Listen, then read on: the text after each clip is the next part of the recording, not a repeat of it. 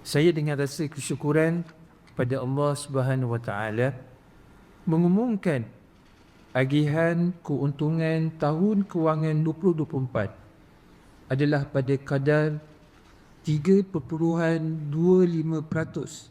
setelah mengambil kira pelunasan zakat sebanyak 2.5775%. Agihan keuntungan 2024 ini melibatkan jumlah agihan sebanyak 2.92 bilion ringgit dan akan memberi manfaat kepada lebih 9.54 juta pendeposit tabung haji. Jumlah agihan yang meningkat berbanding tahun-tahun sebelumnya ini adalah kadar tertinggi yang dicatatkan dalam tempoh 7 tahun sejak tahun 2018. Alhamdulillah.